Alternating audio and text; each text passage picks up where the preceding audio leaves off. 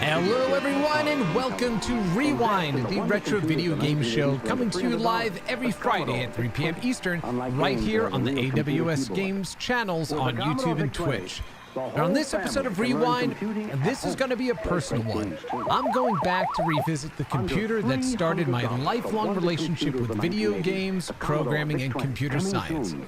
Now we received the Commodore VIC-20 for Christmas in 1981, and it was the most magical present When it I comes think to I'd video ever received games, throughout my nobody entire compares to childhood. Atari. I Although find my television more dual-cassette sophisticated boombox was a and close second lifelike. growing up in New York Gentlemen, in the move era of over for my friend emerging Vic. rap The or Commodore hip-hop. Right, that was a VIC-20. close second, Oh, but no, the the Commodore VIC-20 VIC-20 does is more what than your cemented machine. my It's a love, great again, of video computer games, that also programming, plays and great computer games, science. like That this, continues to and this this, day. and this.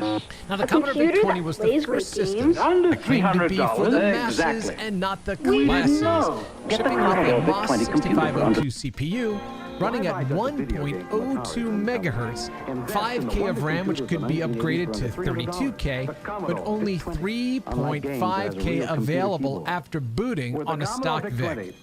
A screen resolution of 176 by 184, 16 colors, and 4-channel sound, the VIC really wasn't a powerhouse, but it was a complete programmable color computer with decent audio, and of course that's up for debate, that's personal taste. The VIC could When it comes also to use video Commodore's games, nobody data compares set to Atari. recorder I find to save our television games more on the cassette sophisticated tapes, and even use the lifelike. 1540 Gentlemen, floppy drive, which was move over close for my to friend Vic. twice as The expensive as the Commodore VIC itself. VIC-20. Move over. Now the The character Commodore VIC-20 resolution does for more than your typing machine. on It's screen a was only great computer that also 22 plays by great games, 23 like this, characters. and I this, mean, and imagine this. you're looking at your A TV computer and you that can only plays get great games? Under 22 $300. characters Exactly. across. Right, where We most didn't know. machines Get the were Commodore 40 VIC-20 colors, computer for under. which also made typing in programs really daunting. But that's how we did it. So using magazines like Compute Gazette, which we'd save up paper route money for to buy each issue when released, then run home to start typing in the games. Right, so hours and hours of typing. Having the system throwing syntax errors and then debugging code is how we learned how to program. Looking through others' code to play with variables to change lives, colors, sound, and then modifying those games is how we learn to structure programs. When it comes how to video become more games, efficient, nobody and compares to frame the Atari. worlds I we find were television more creating sophisticated within the and confines lifelike. of the system's Gentlemen, limitations. move over Now, for my many friend commercially Vic. released The games Commodore use VIC-20. 16K of Oh, RAM in the the Commodore cartridges VIC-20 does to more than expand your the machine. capabilities It's of a the VIC, great to computer run that arcade also plays great translations games, like Moon like this, Patrol, and Donkey this, Kong, and and Pac-Man. this. A And while there computer were that plays great officially games? about Under 300 $300, commercially available exactly. titles for the VIC, We didn't know. more than Get the Commodore 500 VIC-20 available computer on for under. cassettes, there's also an untold number of homebrew games that were created. And one little side anecdote there, I remember when I was first starting in the games industry and I met Richard Garriott for the first time. And I explained to him how much I loved playing Ultima on the Commodore VIC-20 at a friend's home. And he then proceeded to tell me that that was not an official Ultima game, that it was known by the company, but somebody had just made this homebrew game and passed it off When it as an comes to video official games, Ultima nobody title. compares to So a Atari. little I find crestfallen television and more crushed, sophisticated but and still happy to lifelike. have the Gentlemen, opportunity to share that move over experience for with my Richard. friend Vic. The Now, the Commodore VIC-20 enjoyed VIC-20. 5 years in the Commodore market, VIC-20 but does more moved than your aside machine. when its It's bigger a sibling, the great Commodore computer that 64, also came plays into the great market, games, like which was this, a vastly and more this, powerful and computer. this. A But the computer that VIC-20 plays will great always games? be my Under first computer $300. love. Exactly. So let's head on over to the 8-bit living Get the room and Commodore check out VIC-20 some of the computer for under- best officially released VIC-20 games available during its lifespan. All right, and here we are over in the 8-bit living room. Now, as I said, the audio, right, for the VIC is an acquired taste. So I'm going to make sure that I'm adjusting the volume a little bit because some of them can be screeching and really super annoying. But I'm going to try to get through as many as we can here over the next hour.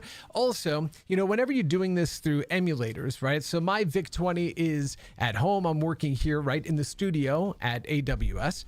And so trying to get that in here and get it all hooked up and then take the time that it takes to load those games. We wouldn't be able to get through a whole lot right in the hour.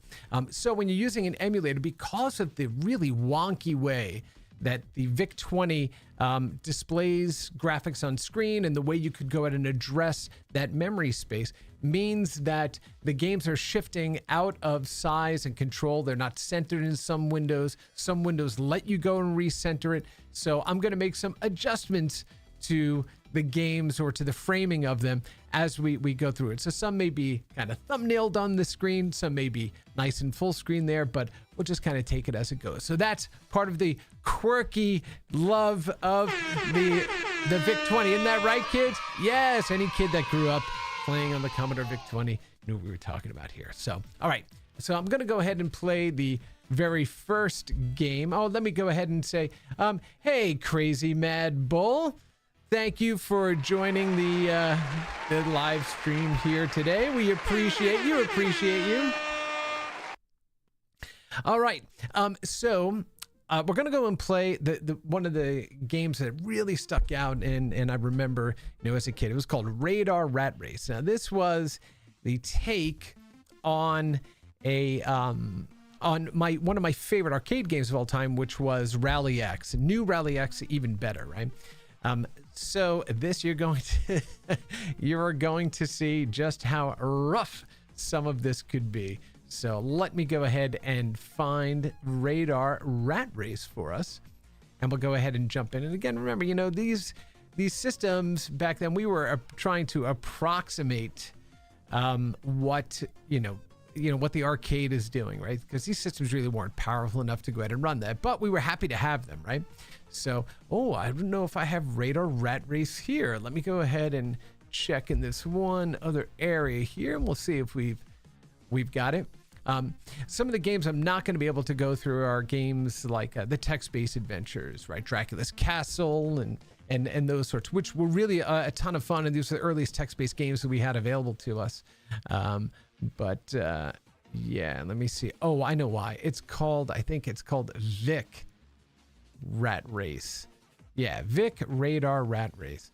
Okay, here we go. And I apologize in advance for this one because the music is just terrible here because it only plays the same loop over and over again. You're going to hear it. You'll let me know. Let me know if the music is too loud or if the sound effects are too loud, and we'll go ahead and jump in. So basically on the screen there, you have the little radar on the right, and you have to go ahead and get all the cheese in the maze before the other mice catch you.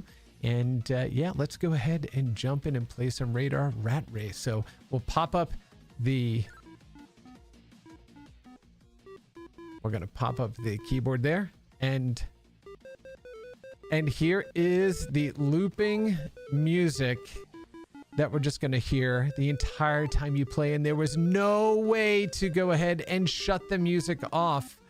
Oh, eek. Yeah, instead of the explosion, you got a little bit of eek there. All right, let's see. Really difficult game. You can see it's flickering like crazy because the system really couldn't do or easily do scrolling because there's really no sprites that the VIC displayed. There was a lot of tricks that you could do to make the games feel better and scroll more smoothly. But if you didn't take the time to do it, or if you didn't know, right, because new programmer programming on this anemic home machine, you may not have discovered those techniques yet. And so this is what we were stuck with. But again, we were so happy to have this at home. This is basically Rally X, with being played at home. Oh, on our VIC. But yeah. Oh, good. Thanks, Crazy Mad. We'll appreciate that. That it sounds all right. Maybe I'll amp it up just a little bit. Oh, how I escaped right there. Now I'll just fire off a little mouse pixie dust there to stop. And of course, right, so it's instead of boulders like in Rally X, you have cats that you had to... Oh, no, come on. Oh, my goodness. Yeah, game over. So that's Radar Rat Race. Again, all right, let's go ahead and do it. Let's go ahead and hit that one more time. 1981 by Commodore. Really, really crazy. At least, you know, with this, you can only move in the cardinal directions, right? So, if you knew you had to go ahead and make the turn, you could kind of hit the button a little bit before you had to make the turn. So it made it a little bit easier, but you're not consistently pressing on the joystick. You are just tapping it, right? Up, down, left, and right. But yeah, here we go. This is what we were dealing with on the VIC-20. But, you know, the VIC labeled games were really, I mean, we loved them, right? Because these are the first ones that we had. Oh, man, look at that. That sprite was this considered a home computer? Yes. Not only was this considered a home computer, the VIC-20 really was the very first computer that we had here in the States at its price point that brought true computing into the home. So we used it for homework, for writing papers, you know, and learning to program. So it was a full-on computer. It was not a video game machine, or let me put it this way. It was a full computer, but the reality is we all use them for video games.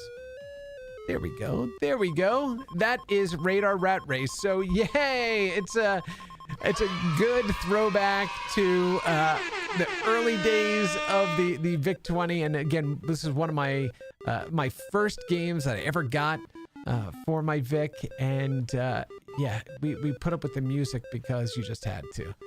But I mean, you know, at that time, what programmer thought that this was reasonable to have this loop? Especially, listen, oh, right there at the end when that last note is just off key. Listen. Ugh. Yeah, just cringy. All right, so that was Radar Rat Race. Again, one of the first games for the mighty Commodore VIC-20. Okay, so there was another early one called Jupiter Lander. And, oh, I don't know if I'm going to be able to do this one. Let me see if we can do this with a joystick or not. Let me see.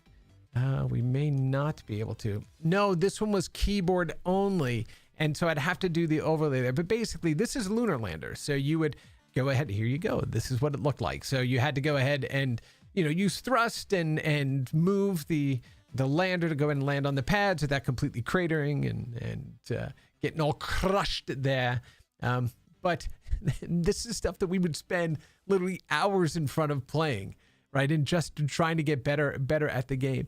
But again, remember, this was as close that we could get to having the arcade version at home on this 5 kilobyte VIC-20. How would someone even learn to program?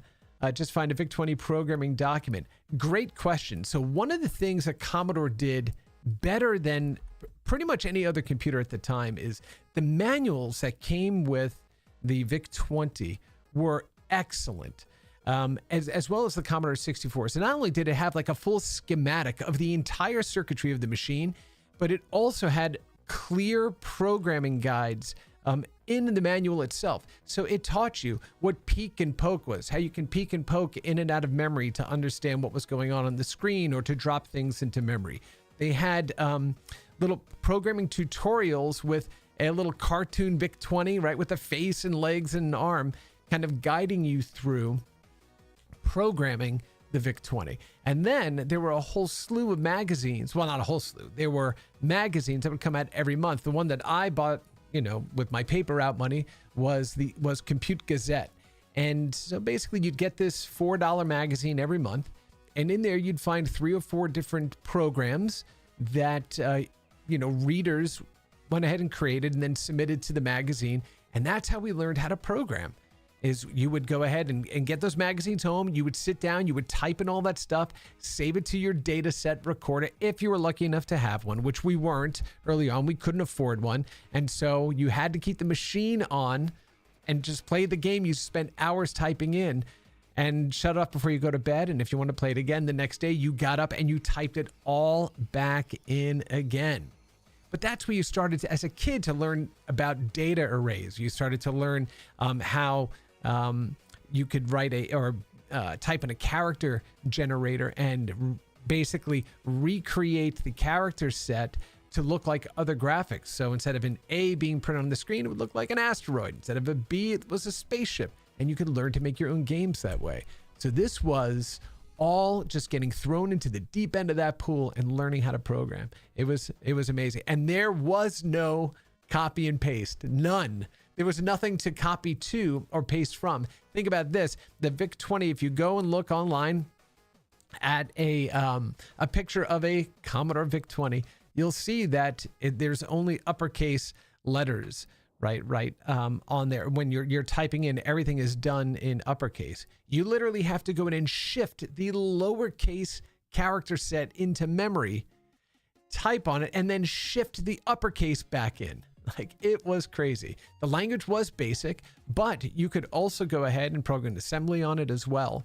And so if you learned how to follow those examples, you could learn basically system level programming as a kid at home on the VIC-20. There's never been another series of machines that I can remember that included such descriptive, complete, and teaching manuals as the Commodore VIC-20 or in the Commodore 64. Just awesome.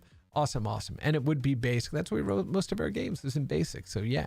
All right. So we're going to go ahead and jump into hey, and thank you very much. Yeah. For all of those questions. I appreciate that. Okay. Let's jump into an arcade game. Okay. So here we go.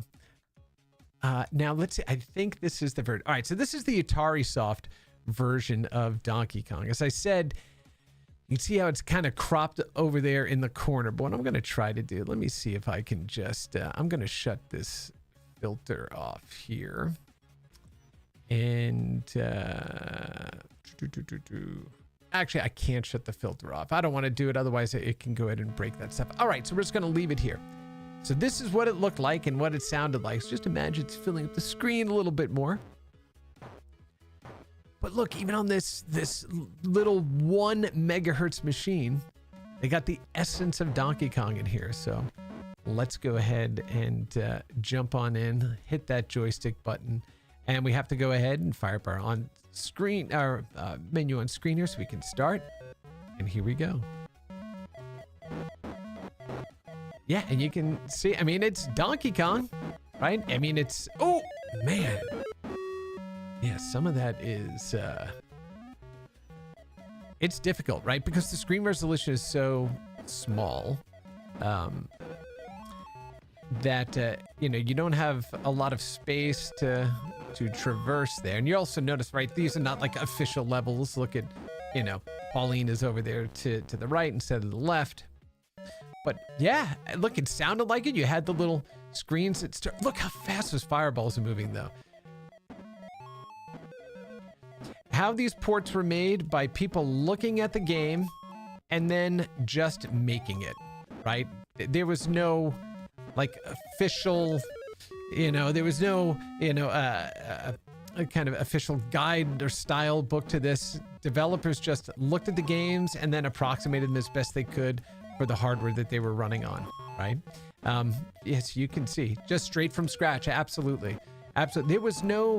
There was really no such thing. There was no programming tools like we have today, right? There were no visual editors or anything like that.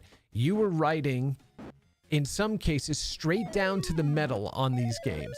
In fact, I do this other series here on YouTube and Twitch called the Game Industry Legends series, where I interview people who were instrumental to the creation of the video games industry and some of the most beloved games that we have. And one of the interviewees was Graham Devine, who founded Trilobyte and did the 7th Guest and 11th Hour and those sorts of things. So one of the standard questions that I ask anybody that comes on the program is, what was the first machine that you had at home? What was the first language you programmed in? And he said that he had programmed in assembly all the way up through the 11th hour, or up to the 11th hour, which was during the era of CD-ROMs. So he wasn't using a lot of other tools that other developers were using that were higher level languages. He was programming to the metal all the way up until the 11th hour game. Just really incredible. And it just takes a super, super smart, a person that can keep track of all of those things and knows how to go and squeeze the most performance out of these machines to do that, right? It really is, it's a gift. It's certainly not one that I could do. BASIC was good for me because, man, you just type it in and you can read it, you can understand it, which is why I also like languages like Pascal, which were really wonderful to program in because they were just so neat and orderly and really easy to just look at the code and figure out what was going on. Because again, a lot of it was just, we didn't know how to program. We were just learning as we went along, right? And it was exciting. I mean, part of it was just getting to the games to run to begin with. If you know any old PC gamers, they'll tell you, some of the fun was seeing if you could go and squeeze more memory out of a machine or more performance by.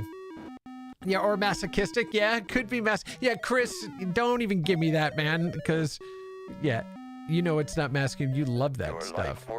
Running out. Do you remember your mom finding you a basic programming textbook for kids when you started? Yeah. There was some by a publisher called Osborne that were great. And then there were some other ones that was like, 101 awesome games in BASIC. And they were terrible games, man. They were just like, broke ass ASCII-based games and stuff like that. But if you used your, damn it, look at that, caught right up there at the top. But if you used your imagination, you could kind of see the worlds you were trying to type in there, and you could start modifying them. But it really was about learning, right? Learning how to program. And I'll tell you, if you've never programmed before, truly, I mean, it is one of the most joyful, creative things that I've ever done, because when you're working on a program or working on a game, you're trying to do something that you've never done before, and you see it execute on the screen, and you're like, that wasn't there when I sat down at the keyboard today to start. It's so unbelievably satisfying, so amazingly satisfying. So yeah, if you've never programmed before, yeah, just a really super fun thing to start learning how to do. Okay, we're gonna get out of Donkey. That's Donkey Kong, and that tiny little thumbnail there on the screen for the Commodore VIC-20. All right, so let me go back. Let's go find.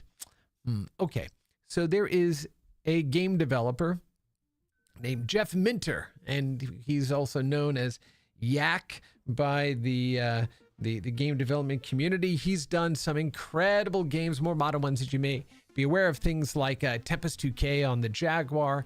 And then, of course, he's done all these other variants like the TXK on the Vita. He did Polybius on the modern PlayStation 1s and Xbox and all that other stuff. And he loves doing these kind of psychedelic, trippy sorts of games. But he's also a huge fan of llamas and those sorts of things, which is why the name of his company is Llamasoft. And he named this one Attack of the Mutant Camels. But it's not really, well, there may be some camels. Actually, I think this one may fire up Grid Runner. Nope, there we go. Jeff Minter, AMC, Attack of the Mutant Camels. And he has another game, again, an Attack of the Mutant Camels game that really is the Empire Strikes Back Ice Planet Hoth level, or game that was on the Atari 2600, except he replaced the AT-ATs with giant camels, right? But all right, here we go. This is Attack of the Mutant Camels. Listen to those sound effects. Oh my goodness. And so you got this scrolling grid, and it's kind of like a bit like Centipede. And he has another one called, we're going to fire that up in a little bit, called Aggressor, which was I believe it was Jeff that did that one as well. Oh, got that screen flash and all those explosions that happened. Oh. And remember, we had only started playing with, we had the Atari 2600 and we had ColecoVision. But this was the first computer, right, that we had at home that could do this kind of stuff. And I guess one of the coolest parts about having this on a computer at the time was the notion that, hey, if this could be done and it's done on the machine I have right in front of me, then I could learn how to program this too, right? And so that's really, where you kind of got hooked.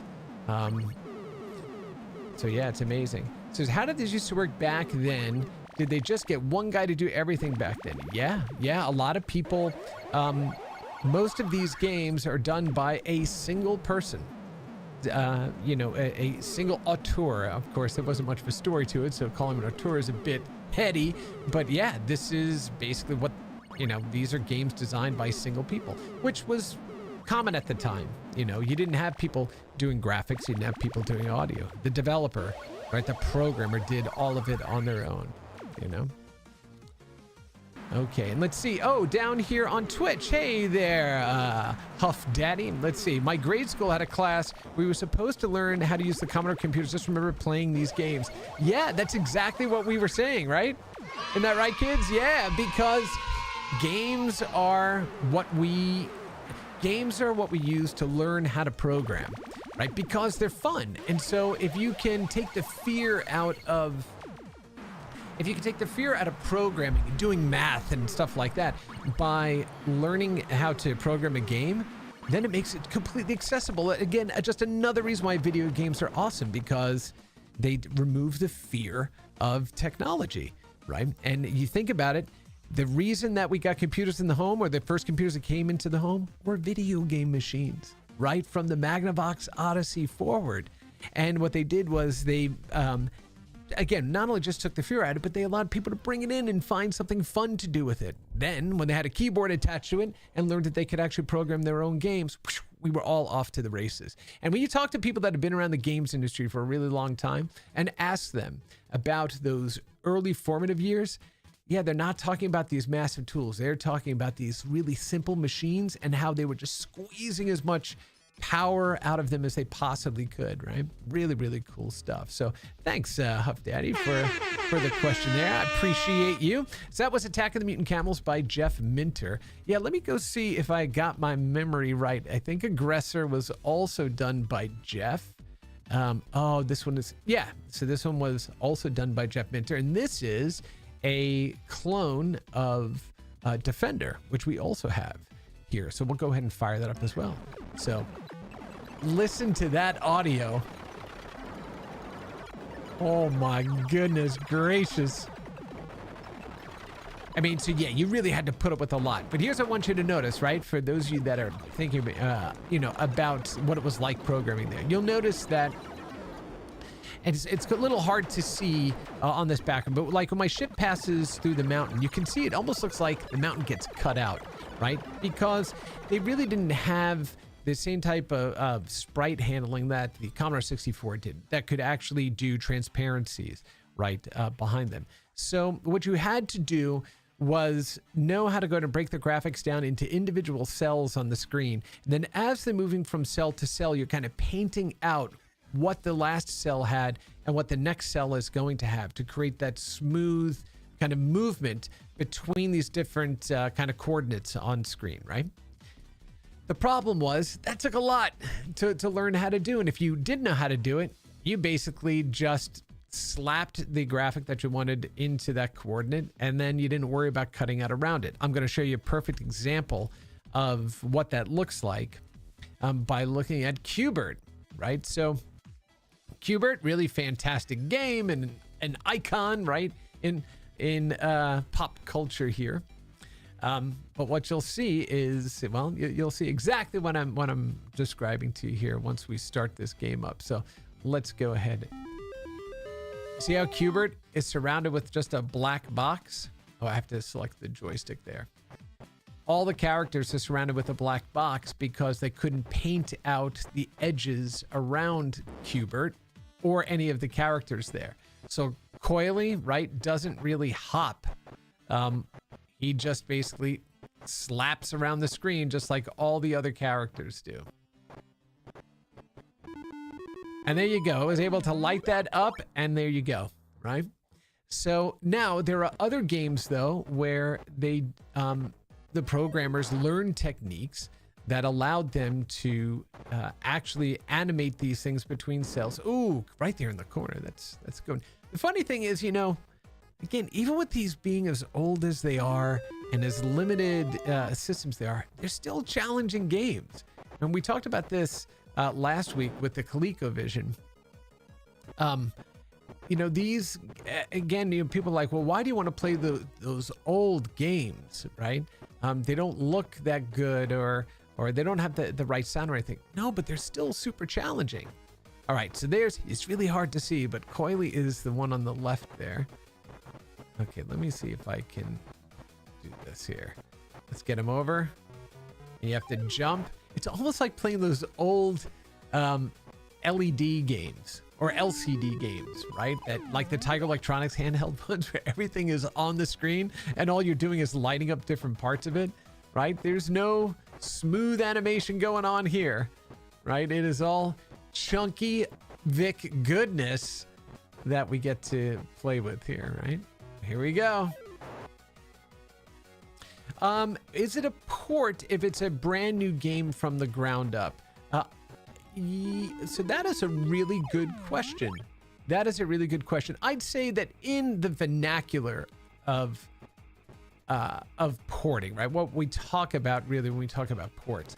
Yes, they're ports, but your point is well taken, right? It's not a code port, it's a game port, if that makes sense. That's the way I would think about it. It's not a code port, it's a game port. Anyway, so that's Q*bert, and that's what that looked like there, right? Again, really difficult to... you wanted to believe that you were playing the arcade game, but you knew you weren't, right? Okay. All right, let's go ahead and find another classic. Okay. This game, the actual arcade game, is my favorite arcade game of all time. This is my my desert island game, right? Robotron. So now we're going to be playing this on the VIC. This was released in 1983. And it had that mechanic of you can only fire in the direction that you are facing. But oh my goodness, wait till you see this thing. Here we go. Get ready, player one. Look at this chunky ass version of Robotron. But the funny thing is, I mean, it has all the basic gameplay elements there. You still have the same characters. You have the Hulks, which are blue, right? They're not green like they should be. But yeah, like they didn't even touch me. But somehow, you know, they managed to kill me, right? I don't get it. All right, there we go. Ooh, Robotron. I wonder what Mr. Eugene Jarvis would have to say about this port. Eugene Jarvis, of course, the brilliant game designer who did not only Robotron 2084, but also Defender, and of course the CEO of Raw Thrills Entertainment, which is the biggest arcade game producer in the United States. Anytime you see a Raw Thrills game, that is coming from the House of Jarvis. I'll have to have him on the Game Industry Legends. I would love to get him on here, so I need to reach out and do that. Oh, look at this. This one had a high score. Name that you could add. All right, let's go ahead and do, what we would do when we were kids and thought, oh my goodness, this is going to be so funny. Yeah, there you go. There's ass at the top. Chris Blackwell, that's a good question, a good answer. Yeah, thank you, buddy. I appreciate that. Yeah, so I think, when we talk about, yeah, we talk about ports. There's a difference between game port and code port, right? And so, yeah, this is a port. And this is really almost a reimagining, right, of Robotron. But no, but I think we'd still consider that a port. And if they were lucky, they'd get graph paper with the sprite art of the characters. Yeah. Although, it was really funny, Chris, when you talk about that, in interviewing Dave Perry on the last episode of Game Industry Legends, and we were talking about when he founded Shiny Entertainment and they did Aladdin. He's like, yeah, man, it was really unfair because Disney did all of the pencil sketches for all the artwork. So Disney was doing the animation for them. Then they would get it and they would go ahead and basically turn it into the sprites there. He's like, so we really had an unfair advantage. We had traditional Disney animators that were actually creating the graphics for Aladdin. So they got a little more than graph paper, right, with the sprite art of the characters. So that's Robotron 2084. I didn't have that one when I was a kid, but I did have this one, which is Pole Position by Namco. And of course, it didn't have any of the audio of the voices, from the arcade. So there's no prepare to qualify sound. All right, here we go. But we have the music there, so.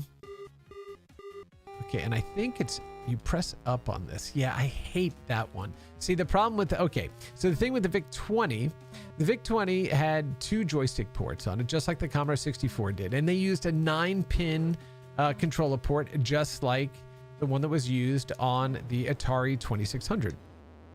And so, guess what? You can take a 2600 controller, plug it into the VIC-20, and it would work. But that also meant that your controllers only had one button. And so when you're playing a game like Pole Position, which has basically acceleration, braking, and your gear shift, compromises have to be made. So the way I am accelerating right now is I'm just holding up on this gamepad to go ahead and drive forward. And I hate doing that. It just kills your thumbs when you're doing that. But all right, here we go. All right, I qualified apparently. Fantastic. Doesn't look like I'm going 130, 150, 200 miles an hour on this VIC-20. Now, what you're seeing over on the right-hand side was actually pretty interesting, right? Is you're seeing kind of the sprites of the color replicated off the edge of where the mountains are.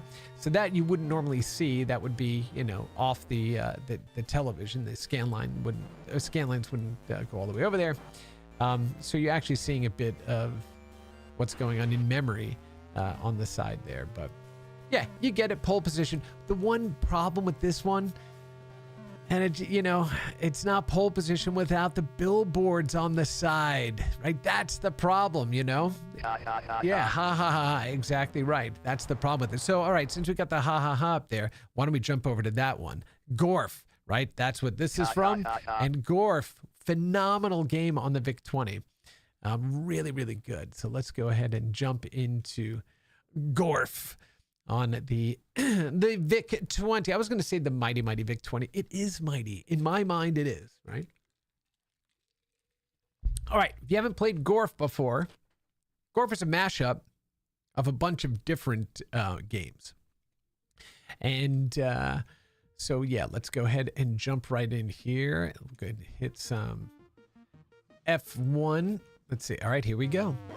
So you got a little Space Invaders clone here. 5K RAM, no billboards for you. That's exactly right. Yeah, but those Atari ones were using at least 8K, right? 8K ROM, if not 16, in those cartridges. So, I would have expected some billboards, but no, you can't do scrolling. That's really the big problem, right? So it was all fakery and tomfoolery that they were doing there. But yeah, no billboards for you. Chris, when I go and give talks, I always, you got to ground it in your own, your own experiences, right? And so I would explain, the limited memory that we had in the VIC and all that stuff. And then I would say, this icon that you use to get on the internet for Chrome is 16 times larger than all the memory that was in the stock VIC-20. And that's when people are like, what? Like, yes, that is what we had to do, or the limitations that we had. Oh man, look at this. Woo, that was a good run. Okay, let's see, Space Warp. Oh yeah, look at that. It's got a little 3D action coming out. Crazy. My first full game that I programmed on the Commodore VIC-20 was a game called Space Debris.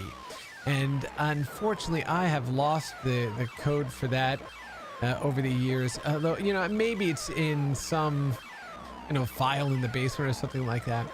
But it was my first full game where I used a character generator to recreate the character sets in the VIC, so that way I could basically didn't have to learn how to go ahead and do more hardcore kind of programming to get my game to work. I was basically just shuffling characters around the screen, right, to make it work.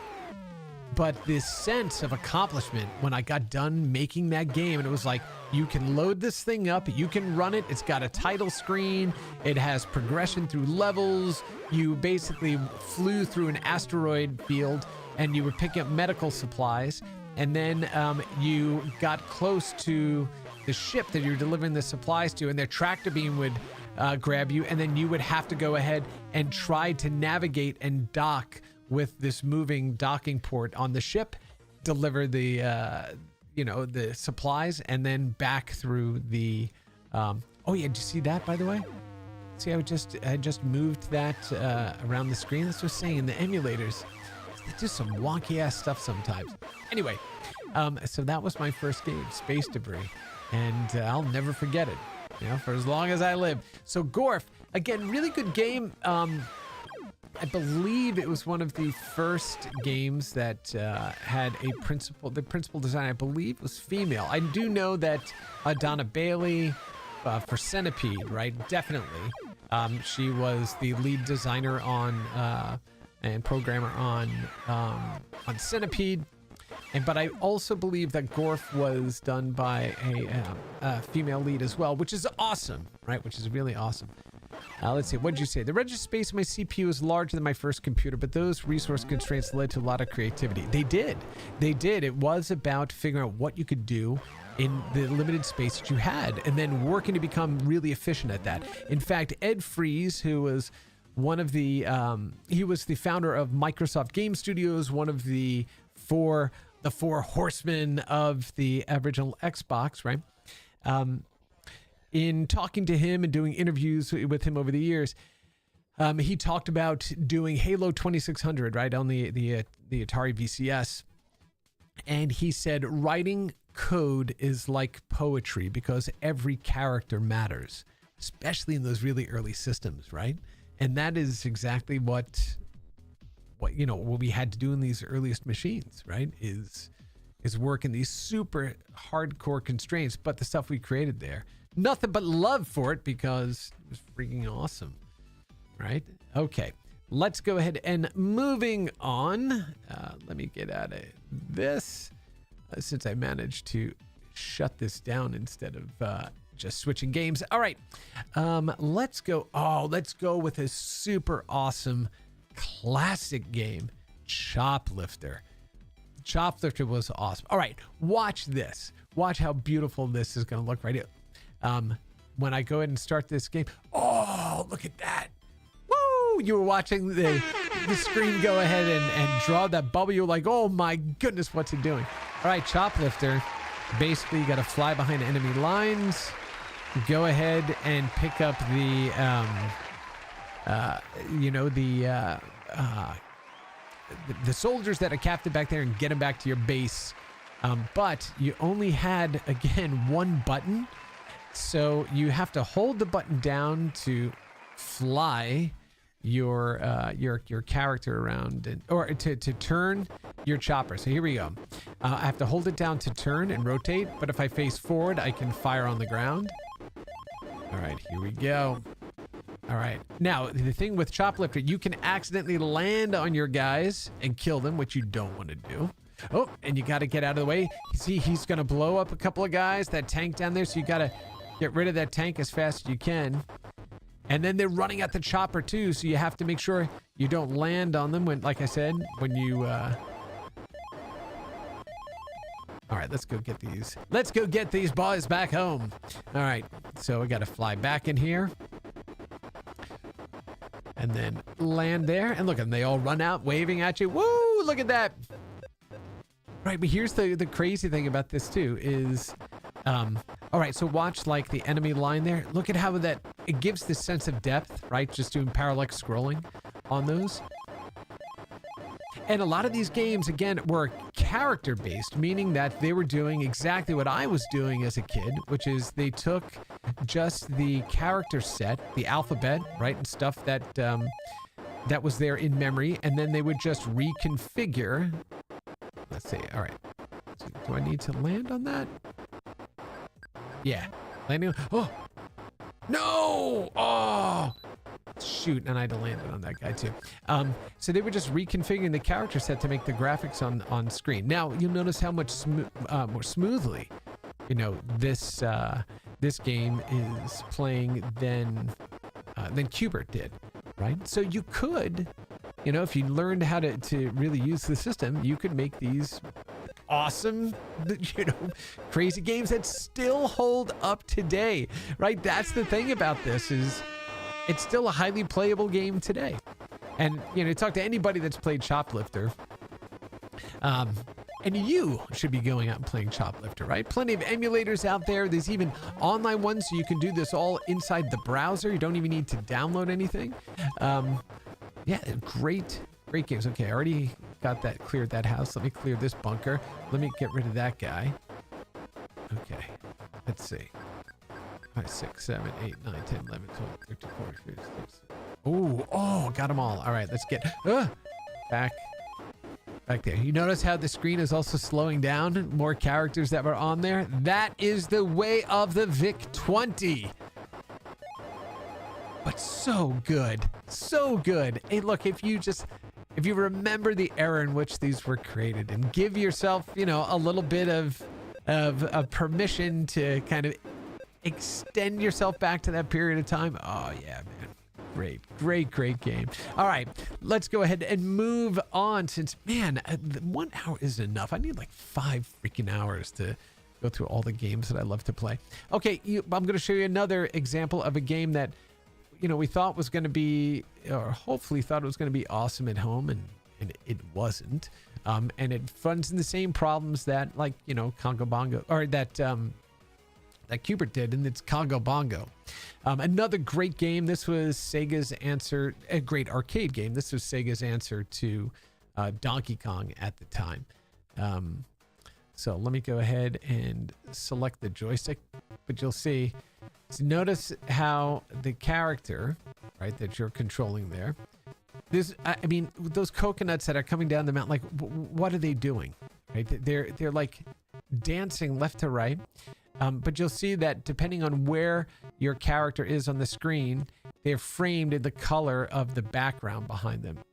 I mean, isometric games are hard enough when you've got a decent machine doing it, but to play it like this, I mean, this was just, you had to really freaking want to play Congo Bongo at home to play this one. Okay, that's I mean, that's just the long and short of it, right? Is the amount of concessions you had to make in your brain for this. Look, I don't even know how to jump over that damn water. Yeah, but that was, again, you have some games, great examples of smooth scrolling and sprites. Others, not so much. So let's see. All right, let's go pick another one with a good... All right, let's pick another game that is not a port, clearly, but is, you know, takes inspiration from Pac-Man, right? Which was super big at that time. And what are we using here? We're using the Commodore, the chicken logo, as Pac-Man to move around the screen there. So, yeah, not Pac-Man, but a decent, you know, version of a maze, you know, gobbling game. And let's see. Oh, what I do like though is when you grab the power pills, check these out. This is good. Oh, Damn, yeah, see, and they do move fast. They do move fast. Woo! All right, let's see. Okay. See, they're damaged satellites now. They're just bent, which I thought was really cool that they did that. You got some stars because, you know, it's space themed as their eyes instead of, I don't know what eyes satellite would have, except all of the eyes to see us all of the time. Okay. Yeah, let me just go clear this maze and see what happens. I don't think there's any intermissions or anything like that. Oh yeah, VIC-20 was a victim of a lot of shovelware. Yeah, you know, they all were really kind of, right? Because at that time, people were just learning how to program, right? Learning how to program for these home machines. So everything was new. You know, there were no, I mean, think about the time that the VIC-20 came out. It's not like, all of a sudden there were all these people that had been programming on the machines for years. This was all new to them too, right? So we were inventing this industry, we were inventing this art form, and we were doing the best that we could with these super anemic machines. And that's just what makes them so lovely, right? Is because it was all new. Think about the games you play today from the most storied game designers and developers. This is the stuff that they grew up doing. This is where they cut their teeth to make the games that you love today, right? This is the beginning. So really, really fantastic. You know, when you talk about the beginning, I just have it on the brain, so I'm going to talk about it. And before I tell you what I was just going to say, I'm going to fire up Defender. So I showed you Aggressor, which was a copy of Defender. And then I showed you Robotron 2084, made by the incredible Eugene Jarvis. And this is the VIC version of Defender, his arcade masterpiece. But what I was going to say, we were talking about going back and looking at, the origin of media and of technology and of social, content. I grew up in New York in the 70s and 80s, and the Beastie Boys were like, especially as I've gotten older too, the greatest. I mean, they are without a doubt the greatest hip hop band group in history. You know, now of course back then we called it rap, right?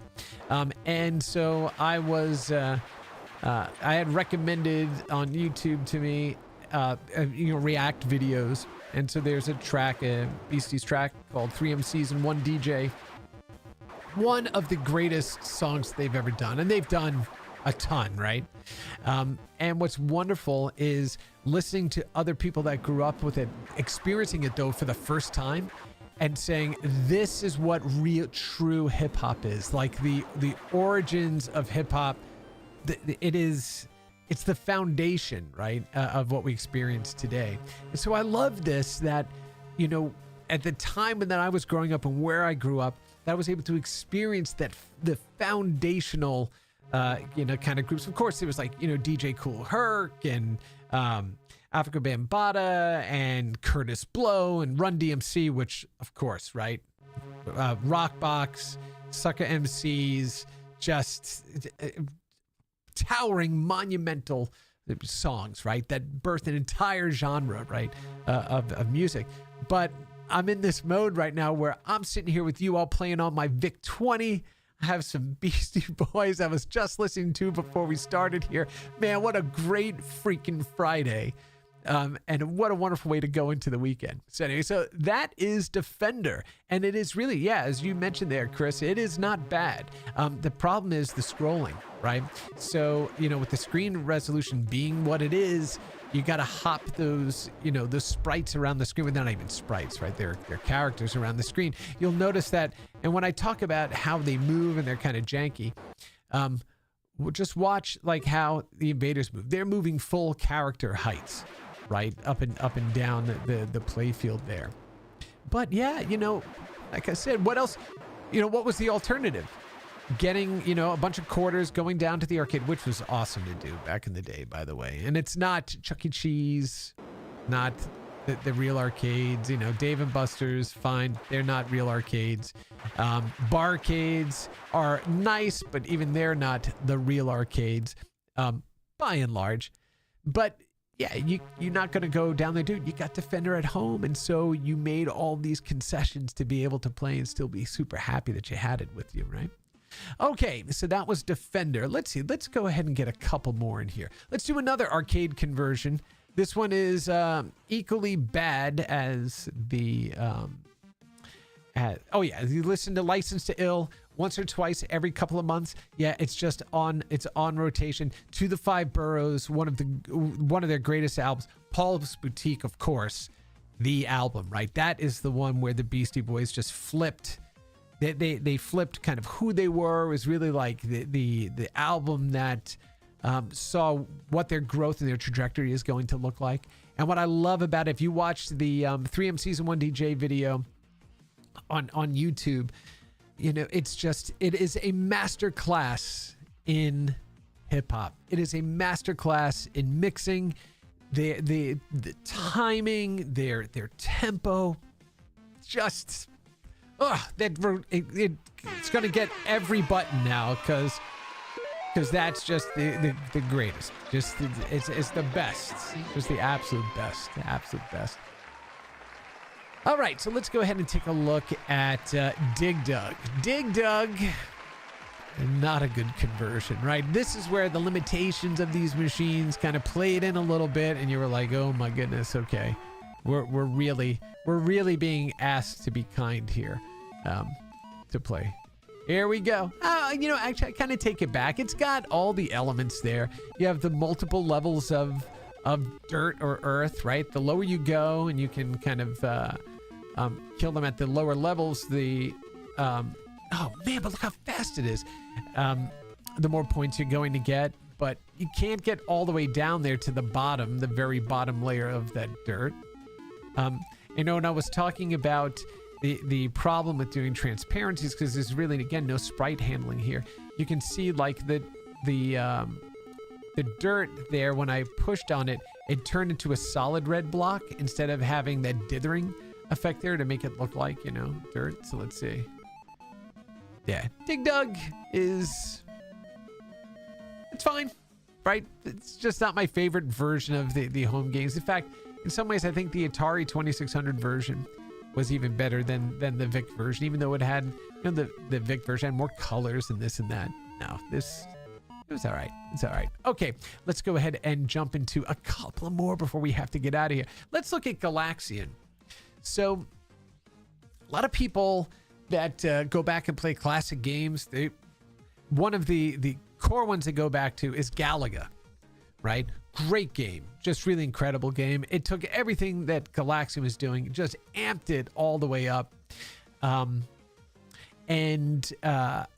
people forget that Galaxian was the first one in. So this is a good approximation of Galaxian. Didn't have the resolution to really go ahead and, you know, put those sprites out there. Oops, I just shut it off. Let me turn it back on. While I'm turning them, what did you say here, Chris? Did the VIC-20 have many games that really use the hardware? I know one of the difficulties with emulators when code relied on specific timings and hardware quirks, 2600 being the example. Yeah, I mean, one of the problems with the 2600, right, when you're doing emulation, and something that I talked to Mike Micah over at Digital Eclipse, so big shout out to those geniuses over there, and they did the Atari 50th anniversary, you know, collection. When trying to capture Yar's Revenge for this show, I was getting, you know, I'd get your craft, or I wouldn't get the force field, and it would flicker back and forth because the emulation or the capture can't get the timing right with the emulator. So there's all these kind of quirks, and you're right, they did, like even in Yar's Revenge, that the force field in the middle is actually, they're just dumping memory to the screen, so you're actually watching the code execute. That's how they made the force field, right? So they did all kinds of crazy trickery to make that happen. I think the VIC was a bit more straightforward, right? Because there was no real sprite handling right there, so you had to get in and underneath to trick the hardware into doing stuff. But again, because it was really kind of so new, a lot of these techniques really weren't born out until the Commodore 64 and it came around. So I think that's why the VIC-20, because it's a short period of time, new machine that's kind of now moved into the space, and you know, the people that learned to program this were basically the same kids that were buying these things. So we didn't see a lot, I think, didn't see a lot of games that maybe took advantage of the hardware as you could. Now, if you look back at homebrew games today in the demo scene, people are doing crazy stuff on that. I wanted to stick to the games that were available when I was growing up with the VIC. But maybe we'll go back and we'll look at modern games for the VIC-20, modern games for the Commodore 64. We'll do a whole episode on that as well to take a look at what people could do when they learn the hardware and be able to push it to its limits. So, all right, let's go ahead and jump into a little Galaxion. Here we go. And yeah, so it's Galaxian. Look at that. You have the swarming invaders. You have the descending sounds as they're flipping around, or as they're descending on you. There you go. It's Galaxian. It's a low-res, low-detailed version of this classic game, right? Which then, of course, like I said, the follow-on was Galaga, 1,000 times better. But hey, you know, this was actually what we used to call this was the color Space Invaders, right? Because this was the first game that really came out after Space Invaders kind of blew up in the late 70s, but it was a color version of it. We were like, oh my God, how are they doing that? Yeah, it was really cool. Let's see. Yeah, so yeah, Chris, I'll make sure we go ahead and do that one next. Skip the VIC. The pets at schools, yeah, pets were a totally different beast, right? Pets were, I mean, the pet to the VIC is like the VIC to the Commodore 64, right? I mean, you just really, you know, the pet was a wonderful computer at its time. Horrendous keyboard. But, you know, not very many games for that, of course, right? The VIC, again, was the first machine that we had that was low cost. I think it was $299 when it launched. It was a color machine. It played music. You could type in your own programs. You could buy game cartridges for it. And this was the PS5 of its time, right? Maybe I won't go that far, really, right? No, yeah, exactly. But yeah, it was pretty amazing. All right, so there was Galaxium. Let's go pick a couple of others here. Okay, so I've saved the best for last. The best, in my opinion. This game, Seamus. Oh my gosh, when I first got this game at home, I could not believe that I was playing this on VIC-20. And yeah, I mean, from the you know, the explanation screen here to the startup music and everything else, you'll see why this is just awesome. And it's still a game that holds up really well today. So yeah, it's a bit berserk, a bit of like, what is it? Exidy's Venture.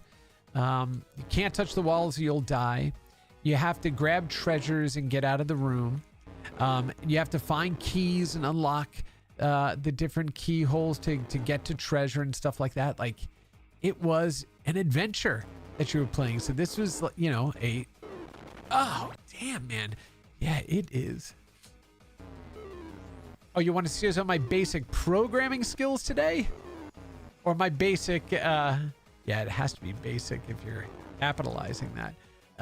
Man, you do not want me writing any more code, for goodness sake. I think the last real coding, I can't even call it coding, right?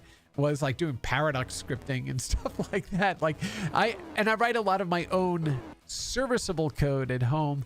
You do not want it in any production environment. That's for sure, for sure. 10 print, do it. 20, go to 10. And then, oh, look at that. You know, when you had that swarm right there in the middle. Ooh. Come on. Oh, yeah. Look at that. Woohoo. Yeah. But then what would happen, right? So if you just did 10 print, do it, it would just print it, you know, just one line after the other. But you put a semicolon in there, all of a sudden you have it cascading across the screen, right? And then you could peek and poke the backgrounds and stuff and turn them different colors depending on where they were. Oh, yeah. Oh, look at this. Yeah, so there's the... Yeah, and I guess I would also say this is a bit like Castle Wolfenstein, you know, the original Castle Wolfenstein. You've got... Look at that. A variety of enemies. You got animated walls. You have a progression system you have to get through. You've got, a little humor to it. He's just yelling, ouch. There's no blowing up on it or yeah, it's Seamus. Seamus is where it's at. This is a good one. If you have a chance to go grab a copy of this and play it, you will enjoy it. It is not easy. Grab that key. Getting out of here. All right, let's see, where are we going? I'm a bit confused. How would you get it to work with a monitor if there's an official monitor you had to buy? So yes. Yes, I saw you had posted that, Chris. Yeah, I know that would be good. Crazy Maple, I'm a bit confused. How would you get it to work with the monitor? Was there an official monitor you had to buy with the VIC, or you could plug it into whatever you had around? You plug this into a television. That is what it was designed to use. Now, it did have, there was a Commodore monitor that you could get for it. I forget the model number. I think the 1541 was the drive. The 1540 was the drive for the VIC-20. But I forget, for some reason, I'm blanking on the monitor number. Anyway, you could get a monitor that you could plug a composite signal into. But it came with an RF adapter. So this was designed to be used with the switch box on the back of your TV, with a screen resolution as low as the VIC is. It worked just fine on a television. Then I would make my own composite cables. Composite cables, excuse me. So I could go ahead and plug into the television using, the yellow RCA composite one, and you'd get a much better picture. So no, this was that step between a full ass computer and your video game machines at home, right? And that's why a lot of parents bought it. It's because they were like, hey, this is a computer my kid can learn how to program on this thing. And we did, but we did it by doing what? By playing video games, by programming games. That's how we did it, right? So awesome. All right, let's find one more game. Yeah, still got so many in here. Let's see. That's Attack of the Mutant Camels. Actually, we got through quite a bit of these. I'm going to blast through two more real quick. Okay, Frogger.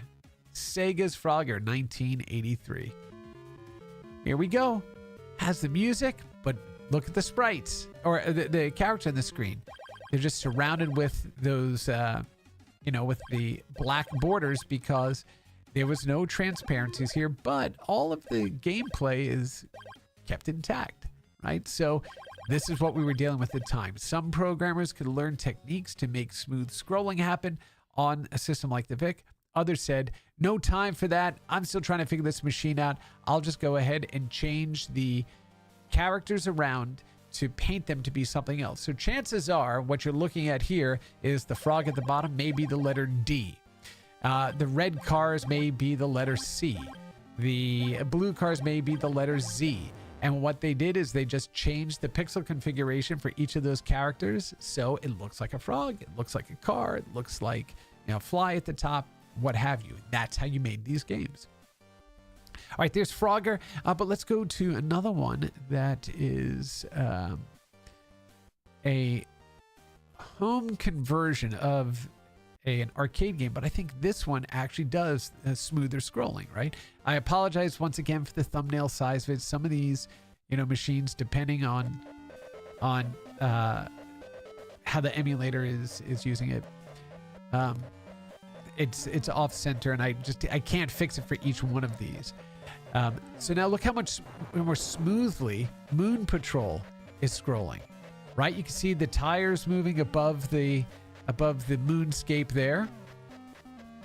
You've got a little parallax scrolling happening, right? The foreground is moving slightly faster than the background. So it was possible to go ahead and make these games look better if you understood those techniques. But that's no different than any game system that has been programmed for, right? First games that come out, they try to stretch, their skills and figure out what they can do with those systems. And then, of course, later on in this system, the console's life, games look better. They're more complex, all of those sorts of things. VIC was no different there. Ooh, look at that hopping that. Ooh, Let's see. Let's see. It was the first reasonably priced one. It was. So if you had your home TV, you could go ahead and plug it in to your television and just be just fine with it, right? Again, you're not going to have any problem seeing the characters on the screen with a 22 by 24 character resolution or whatever it was, right? So we didn't have a monitor. In fact, where I started learning to program my VIC was on a black and white TV. So we didn't even have a color television. It was a 12-inch Emerson black and white television that I plugged this color computer into and learned how to program video games on a black and white TV. When eventually we could plug it into the color TV that the rest of the family shared, a whole new world opened for us. But yeah, it was just amazing. Just amazing for its time. Oh, so good. Okay, let's see. Let's try maybe one more. What do I have here? Let's go back to a classic. All right, let's go to Pac-Man. And here we go. 1983 by Atari Incorporated. Look at that. It's Pac-Man. And look how much. Now, you can see, again, there was Pac-Man covered by a ghost, and you can see that the black outline of the block that Pac-Man occupies, right? Because they're not doing any transparencies on here.